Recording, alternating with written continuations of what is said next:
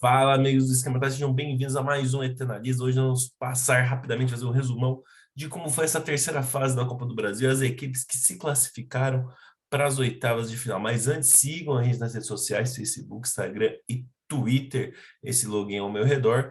E se inscreve no canal, deixa o like, ativa o sininho, compartilha o vídeo. Vamos lá, Greg, solta a vinheta. Muito bem, vou compartilhar a tela aqui com vocês.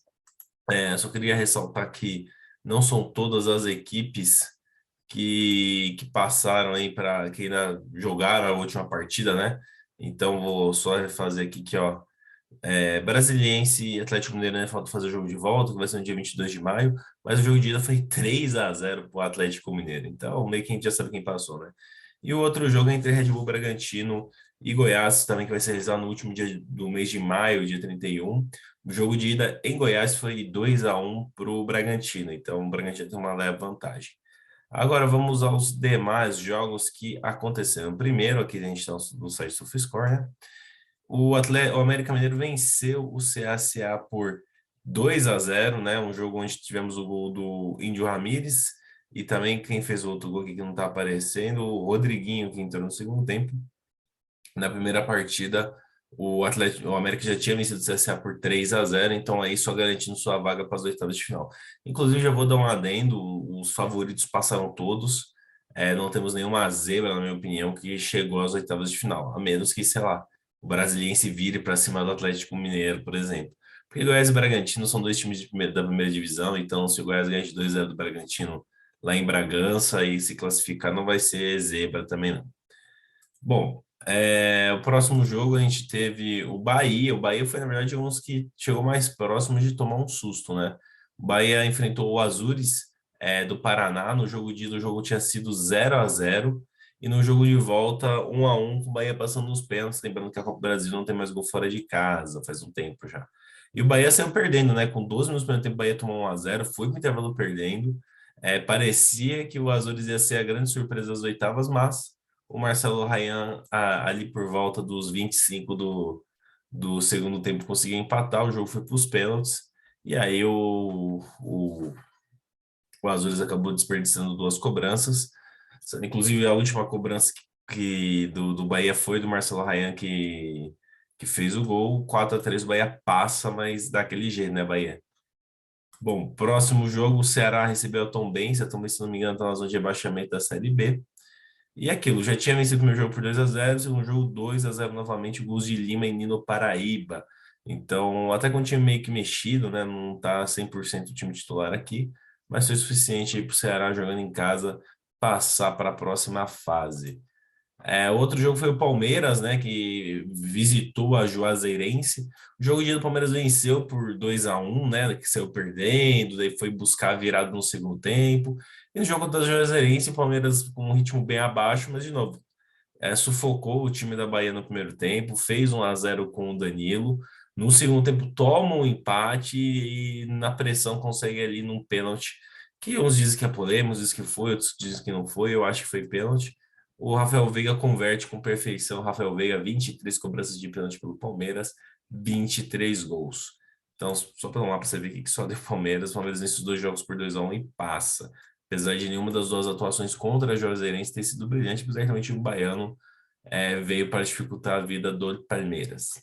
Outro jogo foi o Flamengo que também saiu perdendo por 1-0 para o Altos no primeiro jogo, virou para 2-1, inclusive um golaço de bicicleta do jogador do Altos. E ontem não, né? Mas acabou no jogo de volta, sem dificuldade nenhuma, fazendo 2-0, o gol do Gabriel Barbosa de pênalti e gol do Vitor Hugo, inclusive o primeiro gol dele como profissional. Então, parabéns ao menino aí do Flamengo que fez seu primeiro gol. Deve ser muito especial para um atleta quando faz seu primeiro gol como profissional. O jogo foi no Maracanã, o jogo? Acho que foi no Maracanã, né? Enfim, o Flamengo vence por 2-0 e, assim como o Palmeiras e outras equipes, são os favoritos a conquistar o título. Bom, o Corinthians recebeu a Portuguesa do Rio, veio com o time reserva também, né? Ó. Fábio Santos, João Vitor, Bambu, Piton, uma linha de 4-3-3, mas com um time reserva, apesar que tem bons nomes, né? Juliano, o Júnior Moraes, o Adson, o Maicon. Então você tem só o Cássio, que eu acho que era titular, que saiu machucado. Mas o Corinthians, mesmo de uma reserva, é muito superior à Portuguesa do Rio. No jogo de ida tinha sido 1-1, o Portuguesa fez o gol com 5 minutos de jogo, uma vacilada de defesa. O Corinthians foi buscar o empate. E nesse segundo jogo só deu o Corinthians, gente. O Corinthians sobrou na partida, deu os gols do Juliano e do Júnior Moraes. O Corinthians simplesmente sobrou no jogo e venceu por 2-0. Obviamente, o pessoal esperavam. Eu, particularmente, que o Corinthians ia golear a Portuguesa, mas foi um jogo muito tranquilo para o Corinthians, 2-0 e classificado para a próxima fase também. O outro jogo foi o Fluminense, foi visitar o Vila Nova. O jogo de ida já tinha sido 3-2 para o Fluminense, agora o jogo de volta 2-0, gols do Germancano e do Luiz Henrique, 2-0, Fluminense passando de fase também. Cuiabá e Atlético Goianiense, uma disputa de times de primeira divisão, assim como Goiás e Bragantino. O jogo de ida, se não me engano, tinha sido 1-1, é isso? 1-1, jogo de volta 0-0. Nos pênaltis, o PP desperdiçou a cobrança dele, o Atlético Goianiense foi perfeito. E o Atlético Goianiense elimina o Cuiabá e passa a próxima fase. Eu tô gostando do projeto Atlético Goianiense. Fez um bom Campeonato Brasileiro ano passado. Tá indo muito bem na Copa Sul-Americana. É um grande favorito a passar de fase. E o Cuiabá é um projeto novo, né? Subiu disputou a primeira divisão ano passado. Ficou ali perto da zona de rebaixamento, mas se manteve na primeira divisão. Já está praticamente eliminado da Copa Sul-Americana, mas disputou seu primeiro campeonato nacional e aí acaba evitando time de primeira divisão. Aí é difícil mesmo. Tipo, não é surpresa não ter passado, tá? Não é nenhum vexame. Então aí o Atlético Goianiense com um projeto muito bom nesses últimos anos, seguindo na fase. Outro jogo, o Vitória, que tá na Série C, se eu não me engano, né? Eu acho muito bonito isso do Vitória, cara. É uma pena. É até certo que o Vitória já fez um 7-2 no meu time, eu não fico muito feliz de lembrar disso. Mas é um time que é considerado um time tradicional no Brasil, assim como o Bahia. E, cara, tá na Série C é meio triste. Enfrentou o Fortaleza, que há pouco tempo atrás, antes da era Rogério Ceni, também disputava a Série C. Hoje joga Libertadores, está mostrando que é possível montar um time competitivo, mesmo não tendo as verbas de TV e tudo mais que tem os times do Rio e de São Paulo. E, cara, o jogo de ida, o Fortaleza já tinha vencido por 3-0. O jogo de volta foi só para confirmar o resultado, 1-0. Gol, com quem fez o gol aqui do... Foi gol do Iago Pikachu. Iago Pikachu fez o gol do Fortaleza, o Fortaleza eliminou a Vitória e segue na competição. O Cruzeiro, depois de uma eliminação, foi ano passado, né? Que o Cruzeiro foi eliminado pela própria Juazeirense. Acho que foi ano passado, né? Uma eliminação precoce. Volta a chegar às oitavas de final de uma Copa do Brasil. Depois de ter perdido de 2-1 para o Remo lá no Pará.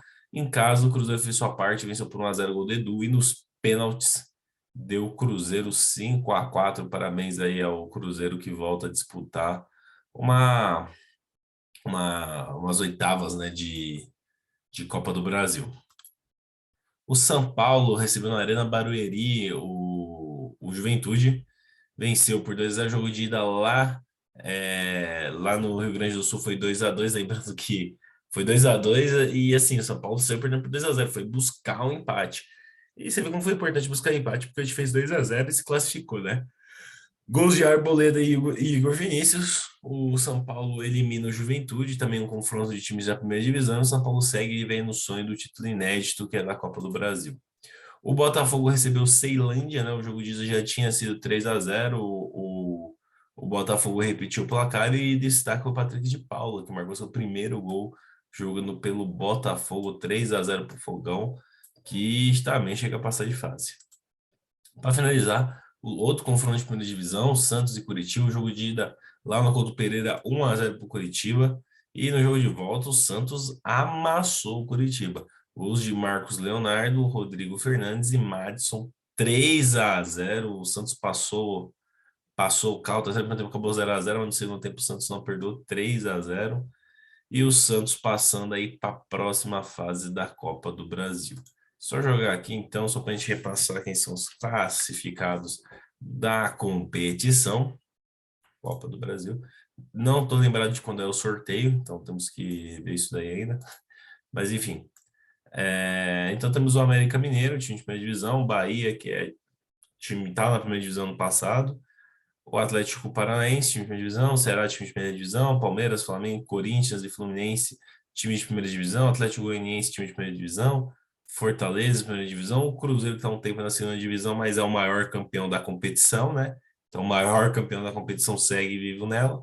São Paulo, Botafogo, Santos, times de primeira divisão já classificados, provavelmente Atlético Mineiro vai passar então mais um time de primeira divisão e o Bragantino ou Goiás também já são de primeira divisão. Então, basicamente, a gente tem nas oitavas de final 14 times de primeira divisão. Então, dos 20 times que estão jogando na primeira divisão, 14 já estão nas oitavas da Copa do Brasil, sendo que, cara, o Curitiba caiu pro Santos, quem mais aí? O Juventude caiu pro São Paulo, então o Cuiabá caiu pro Atlético Goianiense, então os outros times da primeira divisão acabaram sendo eliminados por times de primeira divisão, tirando o Inter, que eu acho que caiu pro Globo, né? Mas a maioria aí sendo caindo para outros times de primeira divisão. Então, praticamente é o Campeonato Brasileiro, só que na versão mata-mata, incluindo Bahia e Cruzeiro, Bahia que estava na primeira divisão no passado e o Cruzeiro que é o maior campeão da competição. Então, virou um Brasileirão, só que de mata-mata para quem é o fã do mata-mata. Não temos nenhuma zebra aqui. E vamos ver o sorteio para ver como é que vai ficar essa bagunça, quem vai se enfrentar nas oitavas de final. Mas é isso, gente. Espero que tenham gostado do vídeo. Não trouxe muita informação particular das partidas, porque não assisti todos os jogos, dei uma lida por cima, fui ver talvez os melhores momentos de alguns jogos, mas é isso. Tô 14 times de primeira divisão classificados para a oitava de final. Vamos esperar o sorteio para analisar os jogos. Então é isso, até a próxima. Falou!